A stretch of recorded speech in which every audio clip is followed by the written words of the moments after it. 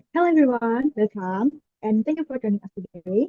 I'm Zian Mapisa, and I'll be your moderator for this session.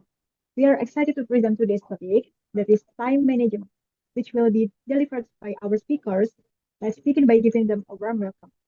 And there are our speakers. Next, in this chapter, you will learn the meaning of time management, key factor in time management, and how to manage your time well in order to get success in your study at university. You will also have a practice to develop your vocabulary mastery. Introduction. In the previous lesson, you have learned how to develop your skills as an independent learner. Here in lesson 4, you will learn about how to manage and organize your time. There are various reading, text complete with various comprehension, question, and text. Please pay attention carefully to the instruction of the each text. But you need to do with each text and the deadline of the submission if any. Good luck. Next, reading practice. Where is practice time? Undergraduate student who is a single parent with a full-time job. Time is a part-time MBA student who runs his own company. He is single and likes to spend as much time as possible skiing. Next, Setafa is a final year full-time student who is also busy applying for employment after she has completed her studies in university. She has a part-time job in a local store. Willie is a full-time MSc student who is settling into his studies in the UK. He has serious family problems and has recently had to return home for a week to help support his aging and very poorly father. When you think of your own situation, you will need to be practical. One approach to planning your time is start by keeping a time-long clock for a week. This will enable you to identify exactly how you are spending your spare time. It's usually surprise students when they realize how much time they fritter away. You will then be able to identify how you can organize your time. Planning your studies, you may find it helpful to complete the following type of card and to identify. The first, the times you will be attending the sessions. Times you will be able to study from printed materials. Best times for you to use a computer at home, work, or in university. Next, key factors in managing your time. Good time management is about being able to identify what you need to do and then to set priorities. When you are thinking about time management, you need to consider activities such as first, attendance at lectures and seminars, independent study, time for accessing research and materials, for example, information searching, visiting the library, paid employment or voluntary work, sports and social activities, and personal and family time. The following factors are useful tips to become an effective time manager. Identify goals.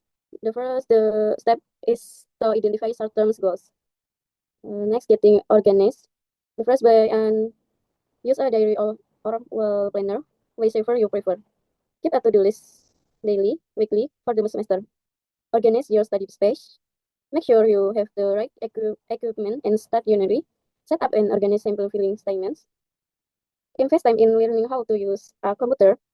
Invest time in learning how to access and use information sources. Identify useful support and help service within the university. Next. Sort out key document and information. First, make sure you have your module handbooks.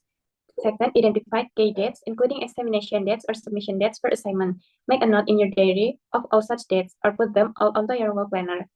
Produce a work schedule. Many people find it helpful to work backwards from dates and to work out a schedule of study times. Keep up to date.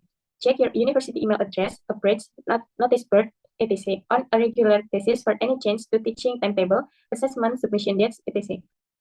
Key factors in completing specific tasks. Once you have created your framework for good time management, you can begin to look at the individual tasks. You will now have your list of tasks for the semester.